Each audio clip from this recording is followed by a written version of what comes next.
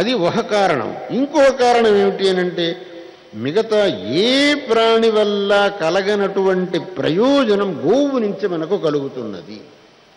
గోవు నుంచి కలిగే ప్రయోజనం మరి ఏ ఇతర ప్రాణి నుంచి మనకు కలగదు. గోవు యొక్క పాలు, పెరుగు, నెయ్యి, గోమూత్రం, ఆవు పంచితం ఇవన్నీ మనకు ఉపయోగమైనటువంటివి.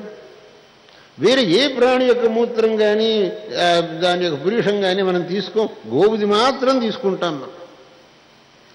అదేవిధంగా శాస్త్రాన్ని మనం ప్రశ్నించడం మనకు అనుచితమైనటువంటి పని అవుతుంది.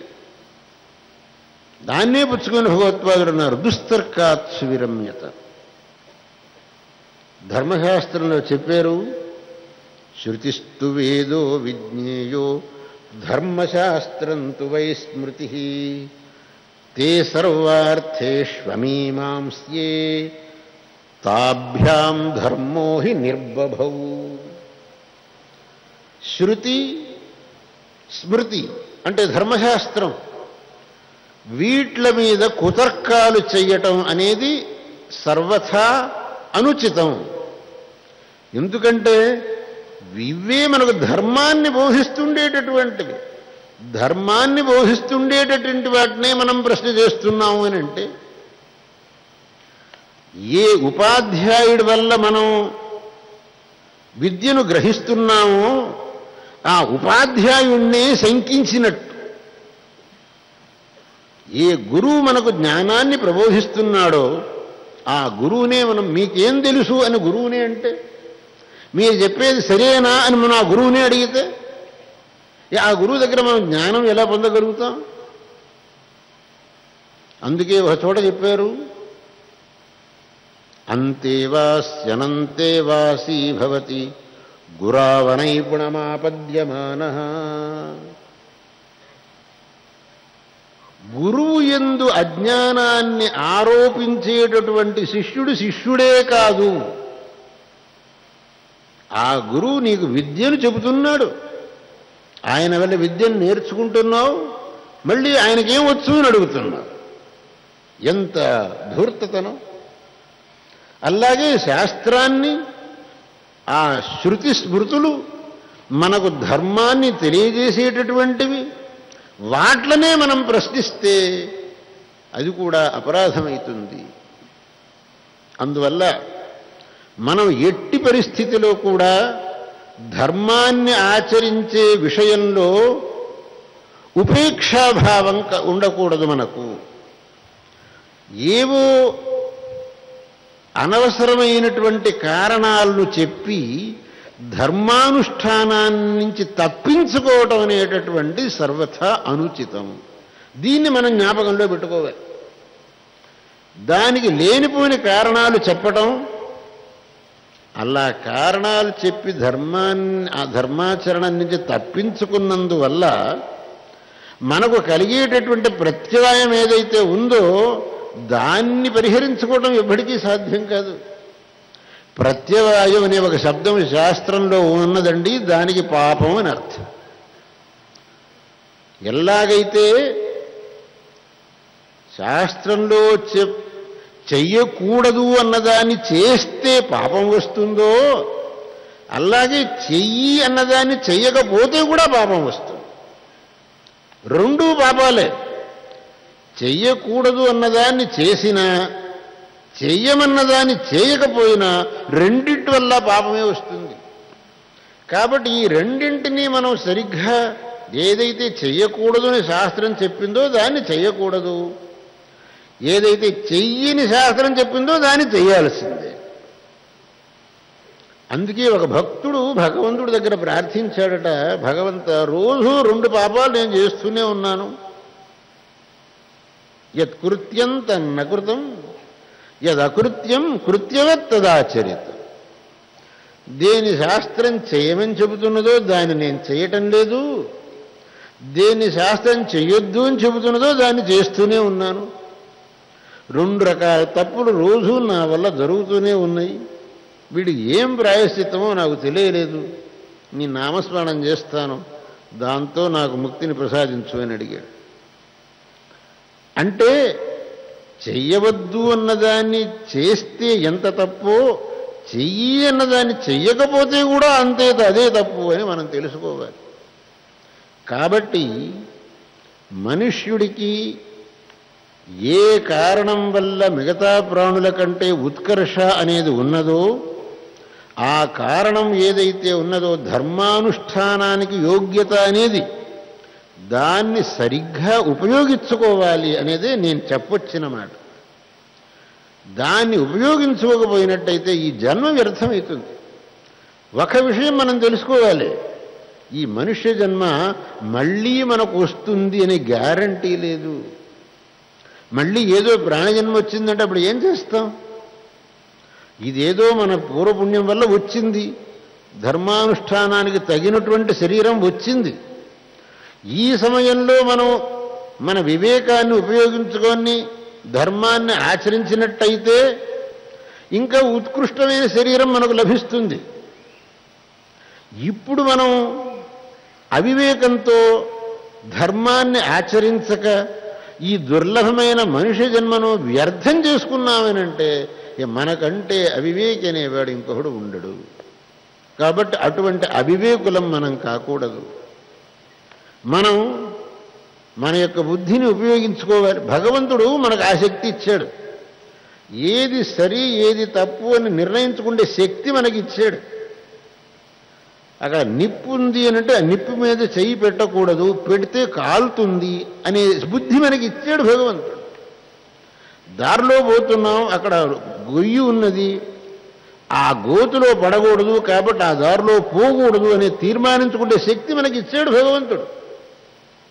ఆ శక్తిని ఉపయోగించి ఆ గోతులో కాలు పెట్టకుండా ఉంటే మనం వివేకులం అవుతాం. ఆ శక్తి ఉన్నప్పటికీ కూడా అమాంతం అపోయి గోతులో పోయి దూకామనంటే ఏం కావాలి మన యొక్క శక్తి? అలాగే ఏది ధర్మం ఏది అధర్మం అనేటటువంటి దాన్ని శాస్త్రం చెబుతున్నది, పెద్దలు చెబుతున్నారు. శాస్త్రం ఇంకో మాట చెప్పారు, ధర్మాధర్మముల యొక్క స్వరూపాన్ని నీవుగా తీర్మానం చెయ్యటానికి నీకు శక్తి లేకపోయినా పెద్దలు ఏదైతే ధర్మ మార్గాన్ని చూపిస్తారో దాంట్లో నడువును. ఏతత్ర బ్రాహ్మణాః సమ్మర్షిణః యుక్తా ఆయుక్తాః అలూక్షా ధర్మకామాస్యుః యథా తే తత్ర వర్తేరన్ తథా తత్ర వర్తేథాః. నీకేమన్నా సందేహం వచ్చిందంటే, ఎలా చెయ్యాలి అనే సందేహం వచ్చిందంటే ఆ సందేహాన్ని నీ అంతటా నువ్వు శాస్త్ర పుస్తకం తీసుకొని పరిహారం చేసుకుంటే యోగ్యత నీకు లేకపోవచ్చు. దానివల్ల ప్రమాదమేం లేదు. పెద్దవాళ్ళు ఆ విషయంలో ఏ విధంగానైతే నడుచుకుంటున్నారో ఆ విధంగా నడువు చాలు, నీకు శ్రేయస్సు అవుతుంది అని శృతియే చెప్పింది. కాబట్టి ఏ విధంగానూ మనం ధర్మం విషయంలో ఉపేక్షాభావంతో ఉండటానికి వీల్లేదు.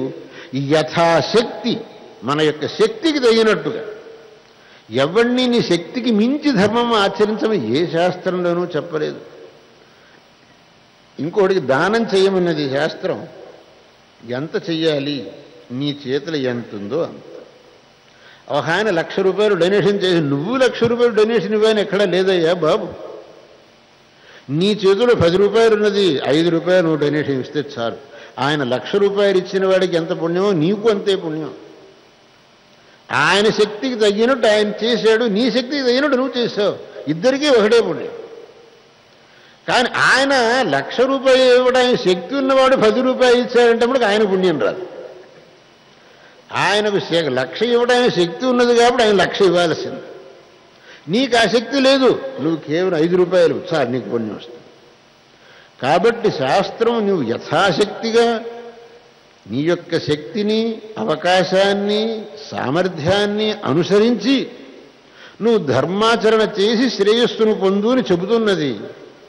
ఆ శాస్త్రం యొక్క ఉపదేశాన్ని మాత్రం మనం సర్వదా మనస్సులో ఉంచుకోవాలి, అదేవిధంగా ఆచరించాలి, శ్రేయస్సును పొందాలి.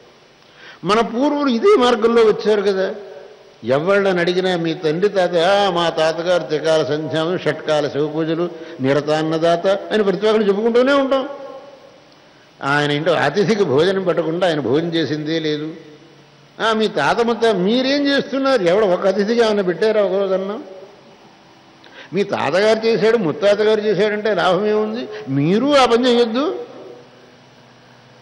కాబట్టి ఏదైతే మన తాత ముత్తాతలు ఆ ధర్మాన్ని అనుసరించి శ్రేయస్సును పొందారో వాళ్ళ యొక్క వంశంలో పుట్టినటువంటి మనకు కూడా అదే ఆచరణీయమవుతుంది. దానివల్లనే మనం శ్రేయస్సును పొందవలసిందే తప్ప వేరే మార్గం లేదు. ఈ ధర్మాన్ని ప్రబోధం చేయటానికే భగవత్పాదులు అవతరించారు. ఈ చతురామ్మనాయ పీఠ స్థాపన చేశారు. మీరు ఎల్లకాలమందు జనులకు ధర్మ ప్రబోధం చేస్తూ ఉండాలి అని ఆ పీఠాల్లో తాము ప్రతిష్ఠించినటువంటి శిష్యులకు ఆదేశం చేశారు. అదేవిధంగానే ఈ ధర్మ ప్రచారం చేయటం అనేటటువంటిది జరుగుతున్నది. నేను భాగ్యనగరం వచ్చి 20 ఏళ్ళైంది. ఈ 20 ఏళ్లలో శృంగేరిలో అనేకమైనటువంటి కార్యములను చేయించడం జరిగింది. కానీ 20 ఏళ్ళు భాగ్యనగరం రాకుండా ఉన్నానే అన్నటువంటి చింత నాకు కూడా ఉంది. భాగ్యనగరానికి 20 ఏళ్ల తర్వాత వస్తున్నాను. ఇందాక మళ్ళీ ఎవరో చెప్పారు కదా, ప్రసాద్ గారు చెప్పారు, బాబు మళ్ళీ 20 ఏళ్ల తర్వాత రావాలి అని నియమం పెట్టుకోకండి అని. 20 ఏళ్ల తర్వాత ఇంక ఎట్టొస్తా, అప్పుడు 82 ఉంటుంది నాకు, అప్పుడు రావడానికి వీలు కాదు. కాబట్టి ఇంక 20 ఏళ్ళు అవకాశం చేయడానికి వీల్లేదు. కానీ మా భాగ్యనగరంలో ఉండేటువంటి శిష్యుల యొక్క శ్రద్ధాభక్తులు మాత్రం అవర్ణనీయమైనటువంటి. నేను ఈ 20 రోజులు మా నల్లగుంట్ల శంకరమఠంలో చూస్తూ ఉన్నాను కదా, ఆ శ్రద్ధకు ఆ భక్తికి ఎంత ప్రశంస చేసినా చాలదు. అటువంటి సత్సంస్కారం కలిగినటువంటి శిష్యులు వేలాది సంఖ్యలో ఈ భాగ్యనగరంలో ఉన్నప్పుడు మిమ్మల్ని అప్పుడప్పుడు వచ్చి చూడాలి అనేటటువంటిది నా యొక్క ఆకాంక్ష కూడా. భగవంతుడు దాన్ని నెరవేర్చాలి అని నేను భగవంతుడిని ప్రార్థిస్తున్నా. దర్శనం పత్రిక 8 సంవత్సరాల నుంచి అత్యంత ఉపయుక్తమైనటువంటి సమాచారాన్ని, మన ధర్మానికి ఏమాత్రం వ్యత్యాసం రాకుండా ఉండేటట్టు జనులకు ఆ ధర్మ విషయకమైన సమాచారాన్ని అందిస్తూ ఉన్నది. ఆ దర్శనం పత్రిక చేసే కృషికి నేను చాలా సంతోషించాను. వారి కృషిని అభినందిస్తున్నాను.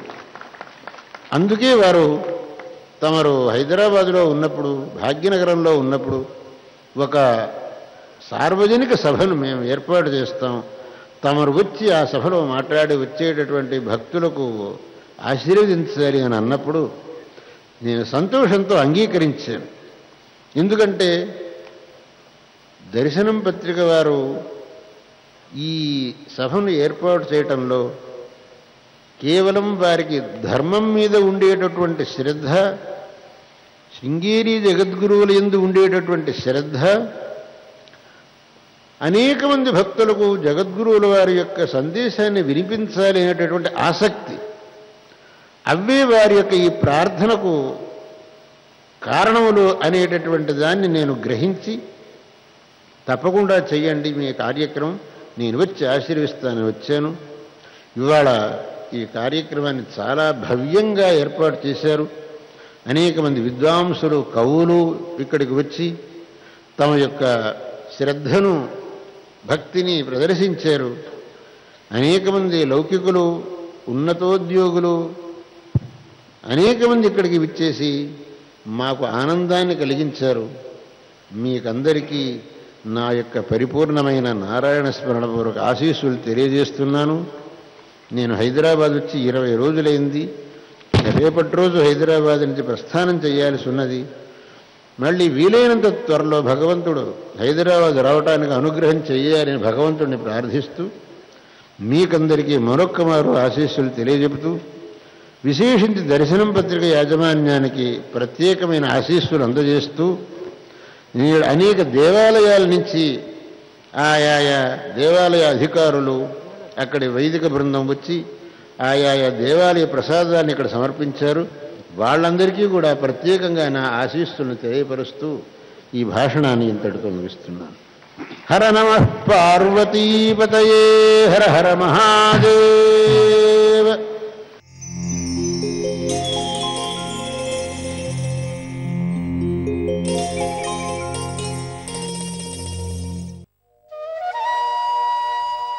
ఒక్క గోమాతను పూజిస్తే ముక్కోటి దేవతలను ఆరాధించినట్లే.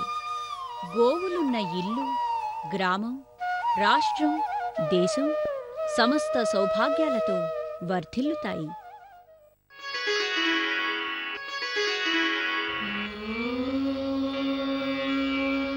వెంకటాద్రి సమం స్థానం